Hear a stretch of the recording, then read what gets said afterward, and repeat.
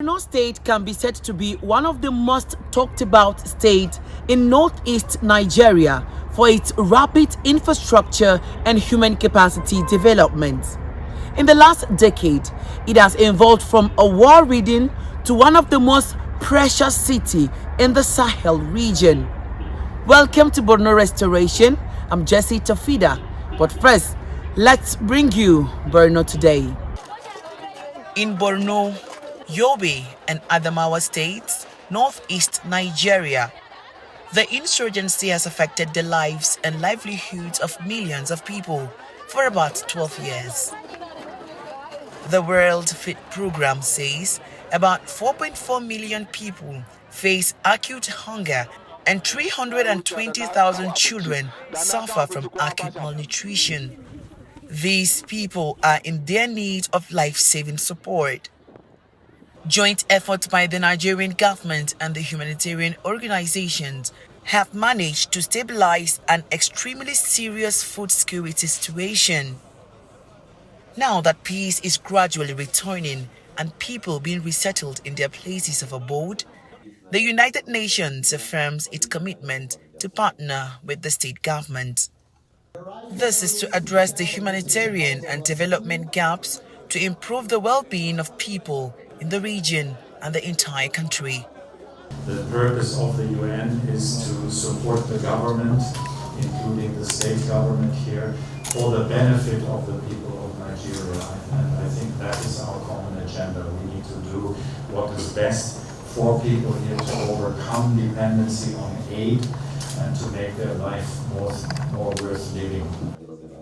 Borno State Governor Babagana Zulum appreciates the UN system for the continued intervention to victims of insurgency.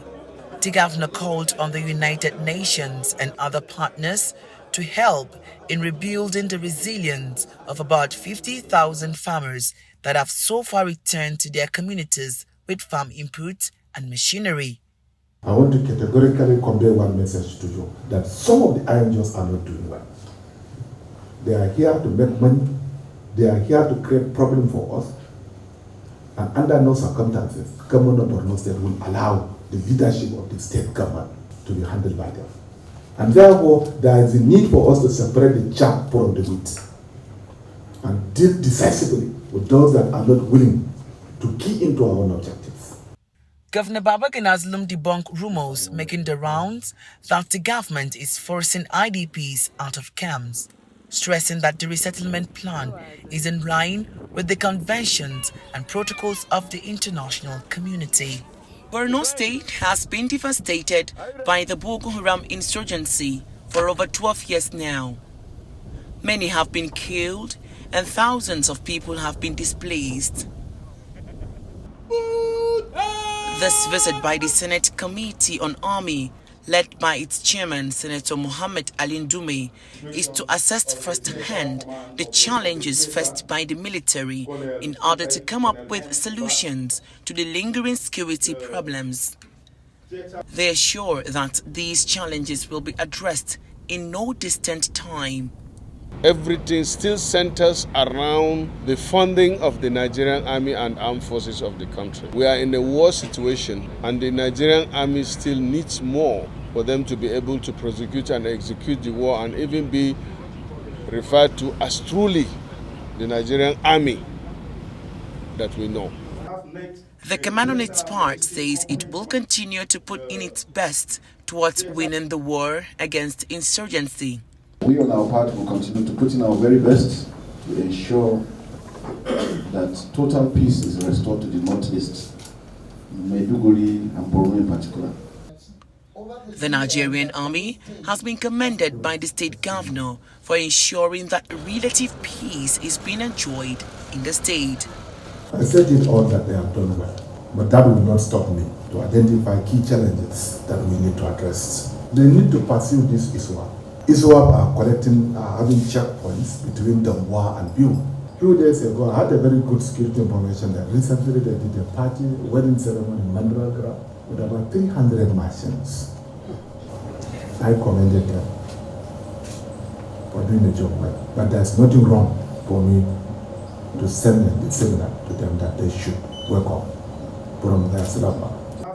The Theatre Command Operation Hat in Kai delivers an operational briefing to the committee who comments the renewed synergy by its various components. Boko Haram, once tagged the world's deadliest terrorist group, has continued to terrorize communities around West Africa's Lake Chad region for years. The insurgency is creating fresh hardship for people of the region and compounding the predicament of millions of people in northeast Nigeria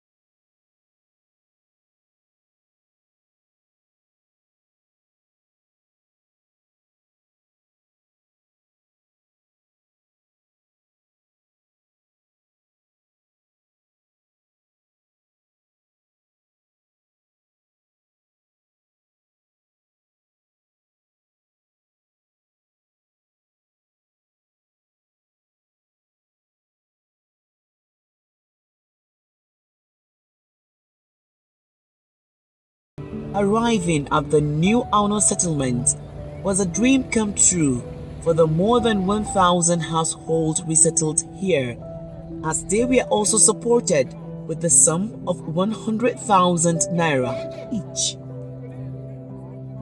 What the governor has done to us has really put smiles on our faces. We never thought such a time would come for us to be resettled back to our places of abode. After all we went through, I sincerely want to appreciate Governor Babagana Zulum for bringing us back home. We are hopeful to start our lives back again.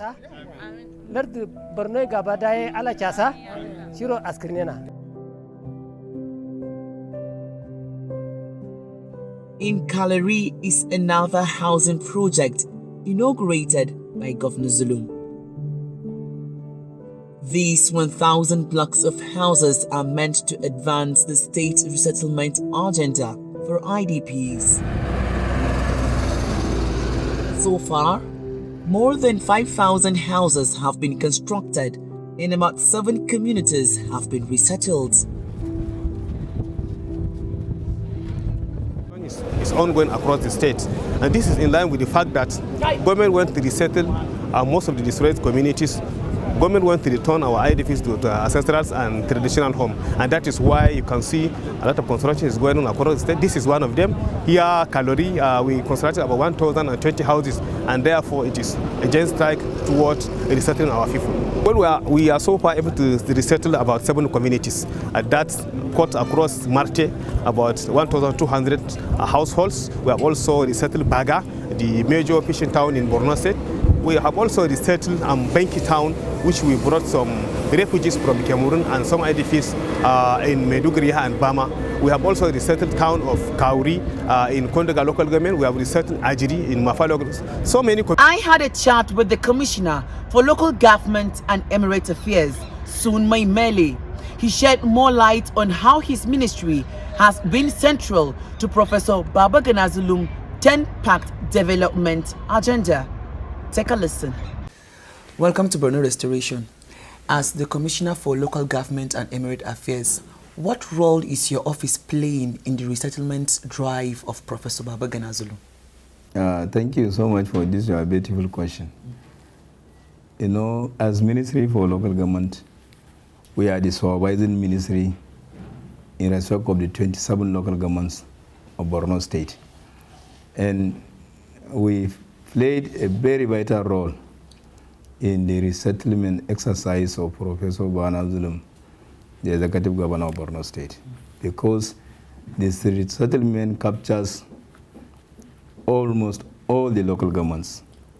So we key into his agenda, and first, before we even resettle the communities, His Excellency, together with our ministry's representative, have visited almost all the local governments areas. Then we were assured by the military base in all these localities that these places are saved for the return of the IDPs.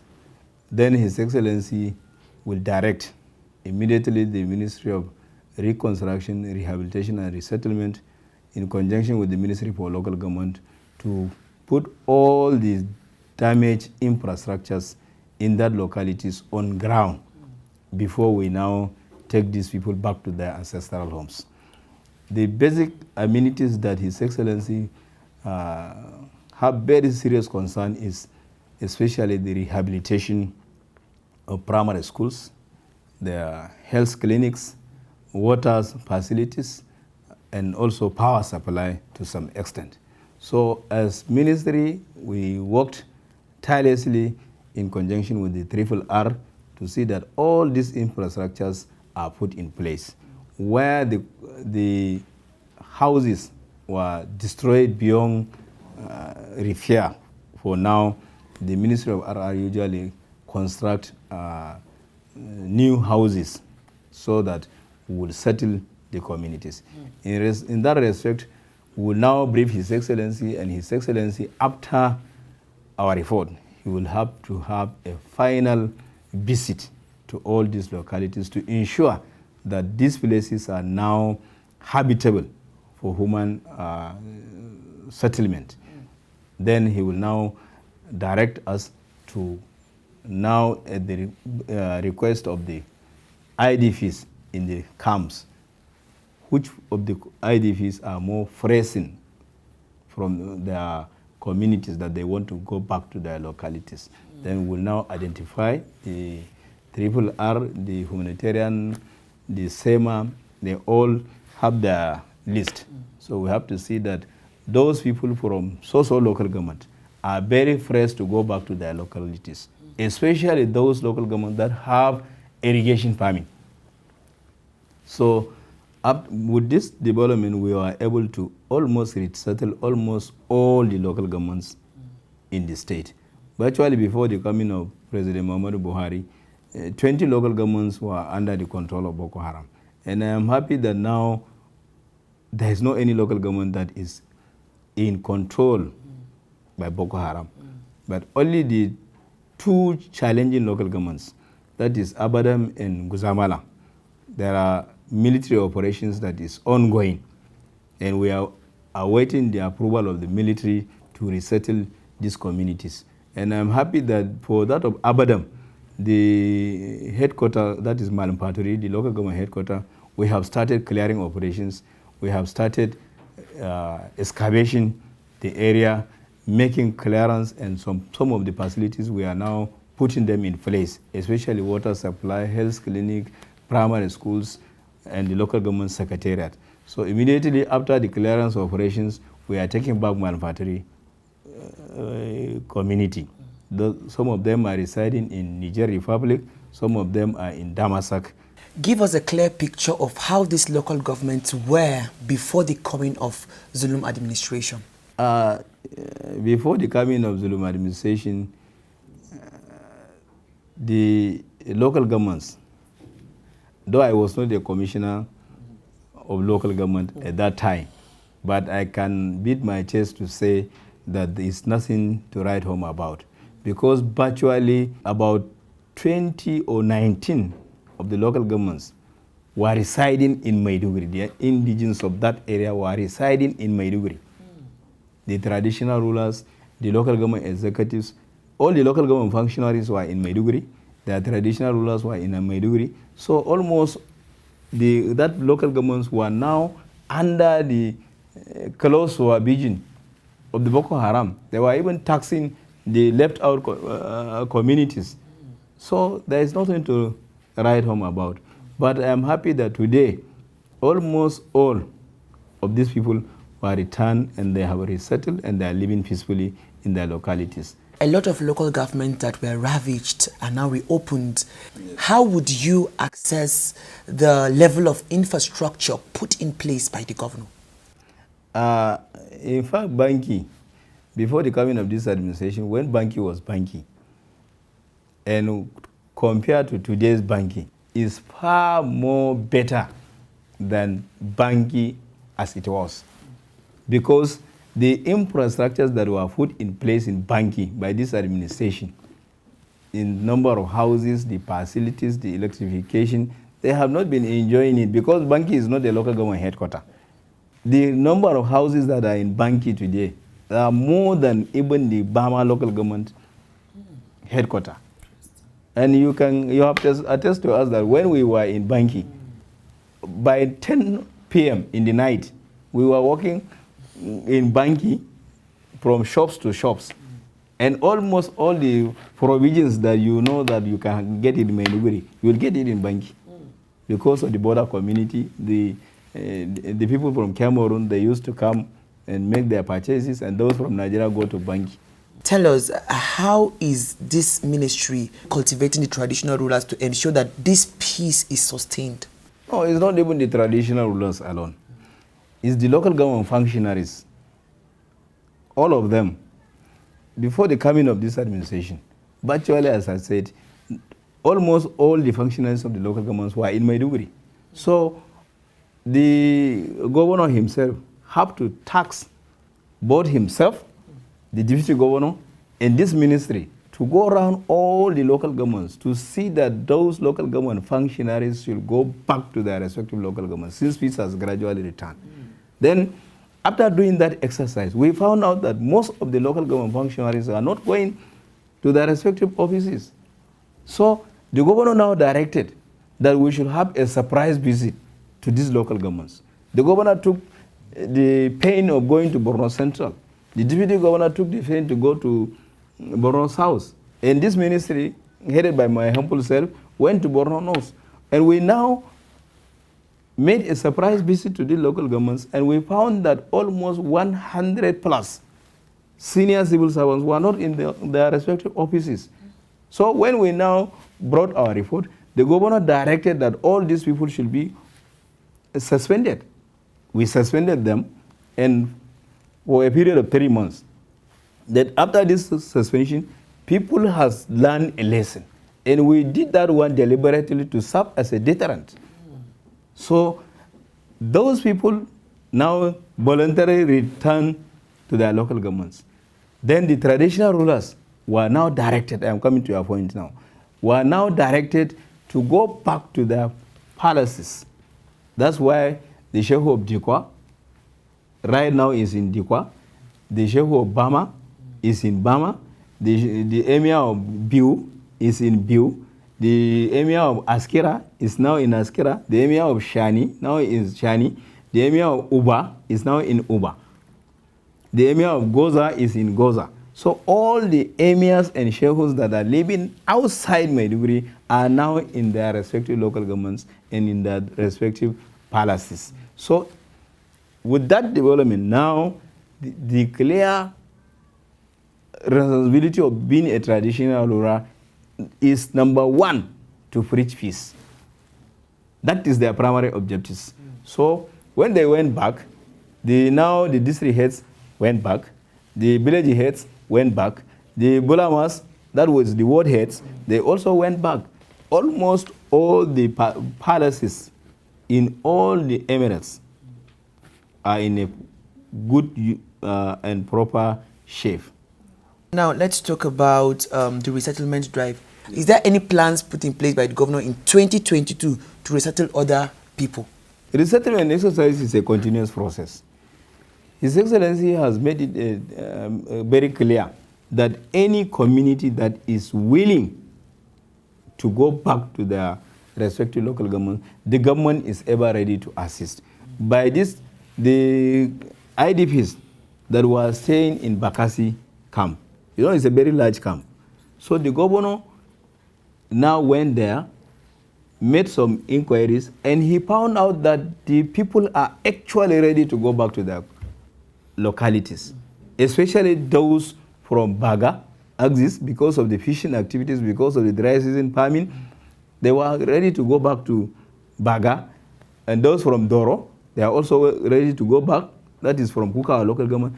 Now he made it very clear that anybody that is willing to go back, every head of household will be provided with 100,000 naira token and some quantities of rice, maize, and cooking oil. With this measure, he has paid all this money to all the IDPs residing in Bakassi camp, and Bakassi camp has now been closed. Then he moved to Stadium camp. Then in Stadium camp, he also went there. He interviewed them. They agreed that they are willing to go back to their respective local governments. Then he now ordered that the SEMA should go and take the stock of those who are actually willing to go back to their communities. The team was headed by the chairman of palliative committee, the commissioner of agriculture. They went there and got the statistics. Then he moved to Teachers Village. Teachers Village, I can say, is almost the second largest camp in the state. They were all paid this money. So 4 of these major camps in Maiduguri are now closed. And these people were willingly going back to their respective communities. And I am happy some of them, with their return immediately, they went into their farming business. They went into their fishing businesses. Honorable Commissioner for Local Government and Emirate Affairs, Zulum, thank you for your time on Borno Restoration. Thank you very much. And that's our package on this edition of Borno Restoration. Many thanks for watching. I'm Jessie Tofida. See you next time. Bye-bye.